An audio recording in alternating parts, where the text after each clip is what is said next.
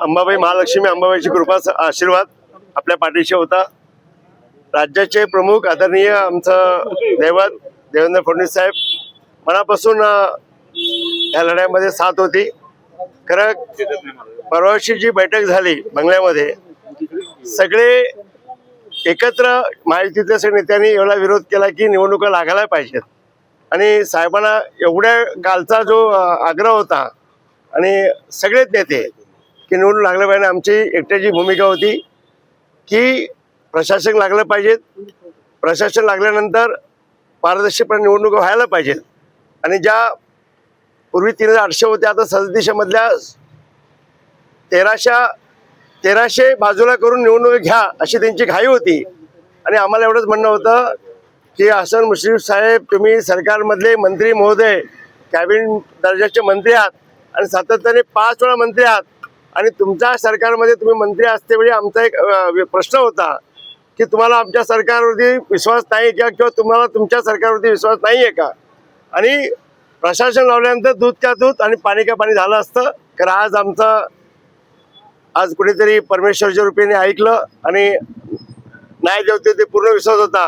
आणि लढ्यामध्ये माझे मित्र प्रकाश बेलारे भाऊनी जी भूमिका सातत्याने राबवली आणि एवढा मोठा नेता अंगावर घेणं इझी नव्हतं। एवढं त्यांनी ज्या प्रेशरमध्ये काम केलं ते आम्ही त्याचं शब्दच बोलू शकत नाही। आणि याच्यामध्ये हे श्रेयमध्ये जास्त असतं मी प्रकाश भाऊला देईन की त्यांनी प्रयत्न आमचे जे वकील महोदय त्यांनी अतिशय प्रामाणिकपणे कुठेही बळी न पडता आज निर्णय दिला आणि त्या न्यायदेवताला पण मी हायकोर्टचे आभार व्यक्त करीन आणि धन्यवाद देऊ इच्छितो की त्यांनी चांगला न्याय दिला। आणि प्रशासक लागल्यानंतर आत्ता जे संचालक मंडळ आहेत त्यांना कुठेही आता संचालक बॉडीवरती ठेवता येणार नाही आणि चांगल्या पारशा 1300 जे आपले सभासद आहेत त्यांचा चौकशी करून त्यांना पण न्याय मिळेल। आणि आपल्या हा लढा सर्वसामान्य शेतकरी कुटुंबातून आमच्या दूध डेअरीधारकांचा विजय आहे आणि जनतेचा आशीर्वाद या सर्व घटकाला आपल्या सोबत होता। हा त्यांचा विजय आहे। जिल्ह्यातील जे आमचे दूध डेअरीधारक ह्या सगळ्यांच्या आशीर्वादामुळे हा विजय झालाय आणि ही तर सुरुवात आहे। उद्यापासून आम्ही आमच्या कामाला लावू।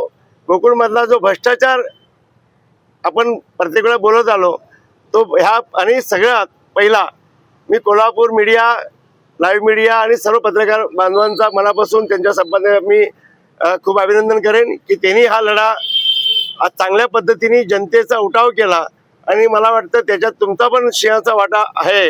आणि असंच ही साथ चांगल्या कामासाठी आपला राहावा आणि पुढेल हे प्रशासन लागल्यानंतर तुम्हाला एन्क्वायरीमध्ये कळेल की आम्ही कुठल्या मुद्द्यावरती चौकशी केल्यानंतर तुम्हाला सत्य बाहेर येईल। आणि हा विजय गोरगरीब शेतकरी बांधवांचा आहे आणि मी खूप आनंदी आहोत की तुमच्या सर्व आशीर्वादाने हा विजय मिळाला आणि आपल्याला सत्य लवकरच बाहेर येईल। आणि आत्ताच मला आदरणीय आमचे नेते किरीट सोमय्याजी मला एअरपोर्टला भेटले, ते मुंबईला चालले होते आणि आता मी मुंबईवर आलो आणि योगायोग सांगितलं त्यांना पण सांगितलं किरीटजी आपली पण मदत लागेल। त्यांनी सांगितलं जे अधुरं काम आमच्याकडून राहिलं होतं शिवाजी आपण सर्व मिळून आता पूर्ण करूया, काळजी करू नको, निश्चिंत राहा असा शब्द दिला। म्हणून मला अजून खूप विश्वास वाटतो की पुढची लढाई अत्यंत आणि आपल्याला असं कुठलं गैर नाही, फक्त जोश आमच्या दूधधारकावरती अन्याय झाला त्याच्यावरती आम्ही सर्व आम्ही पेटून उठलो आणि आम्हाला परमेश्वर न्याय दिला एवढंच म्हणून सांगितलं। आणि खास करून राज्याचे मुख्यमंत्री जे भ्रष्टाचाराच्या विरोधात सक्षमपणे भूमिका मांडतात आज त्यांचे मी जेवढे माझ्याकडे शब्दच नाहीत। खरं असा देव माणूस आमच्या पाठीशी असल्यामुळे भविष्यात आम्हाला कुठली चिंता नाही आहे। चांगली कामं करू आणि जनतेच्या हिताचीच कामं करू एवढंच मी बोलू इच्छितो।